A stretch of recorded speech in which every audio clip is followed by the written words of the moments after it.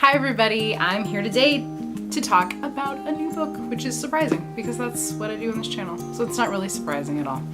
But the book that I'm going to talk about today, I read back at the beginning of November, and I've been meaning to read it since the cover was first released, and I had no idea what it was about, but just from the name and the cover, I knew that I had to read it. It's called The Epic Crush of Genie Lo by F.C. Yee, and as you can see, the cover is definitely living up to its name. So I thought I'd do, I've kind of book talked this to a bunch of people, kids at work and stuff, and I just came from a book club. Shout out to the Brookside Intermediate Book Club, if any of you are watching. And I kind of book talked this by starting with the first scene from the book. So Genie Lo is our protagonist, and she is a first generation Chinese American high schooler who goes to a pretty prestigious private school in the Bay Area, in kind of the San Francisco area, but not near any of the cool parts of San Francisco. And she is very eager to get good grades, get into a great Ivy League college, and get out.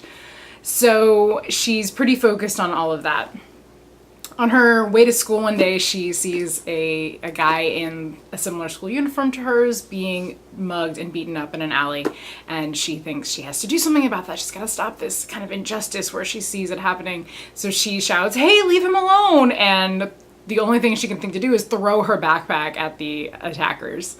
They just kind of stop and look at her, and she realizes, oh hey, that was probably not a great idea. So she books it to school. She does call the cops to kind of go investigate, and then she has to go about her school day, and she's really upset because she's lost her backpack. She saw this thing happen to this guy, but most importantly, her school books, her homework, these earrings that she got from her dad when they went to Disneyland, were all in that backpack, and now she doesn't have it.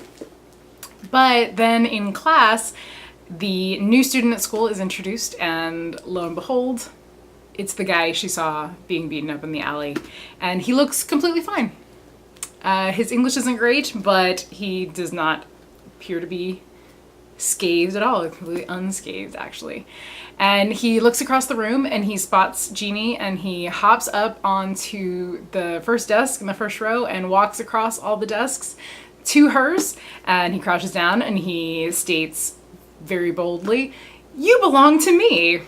And Genie punches him in the face. She finds out that she is apparently the human reincarnation of a magical weapon used by the monkey god, who is a figure in Chinese mythology, and the boy who shows up is the monkey god.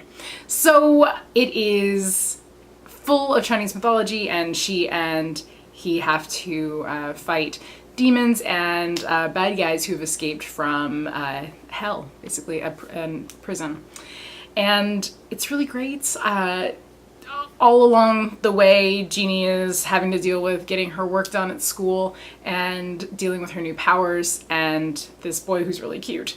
And her parents who are not together, and kind of dealing with their expectations of her and stuff like that, and getting ready to apply for college. So there were a lot of things that I identified with and a lot of things that I did not identify with, but were awesome to read about. And Genie is a really fun character in that she's grouchy. She's not like a happy person. Like, she says what she thinks, and she doesn't suffer fools, you know? She has a best friend who she loves, and that was one part of the story that I really had a little bit of an issue with, and that happens with all books where the protagonist gets supernatural powers or is entrusted with the secret, whether or not to tell your friends and bring them into your secret. You know, either you're trying to protect them or you're gonna need their help. I always like to err on the side of I need my friends' help. I'm very much like Buffy and the Scooby Gang and Buffy the Vampire Slayer. Like, this is a tale. Speaking of tales, the Monkey King has one. So that part gave me pause. There was something that I would have liked maybe that part to be different or dealt with a little more than it was. But that's a very, very minor flaw. And there were parts of the book, I read most of it on a plane on my way back from West Virginia and to West Virginia. So I was, you know, like crushed between the window and a stranger and trying not to giggle at the antics of Genie and everybody else.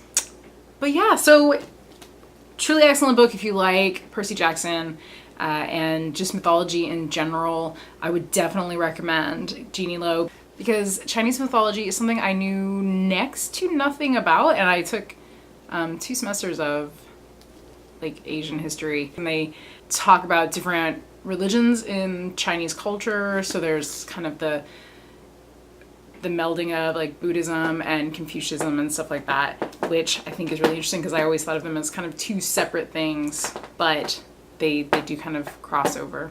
And it made me want to do more research and find out more about this culture and more about this mythology because it really just kind of centers on one character from it. So I don't think there's going to be a sequel, but I would definitely love to read more about Genie and everybody else in this book.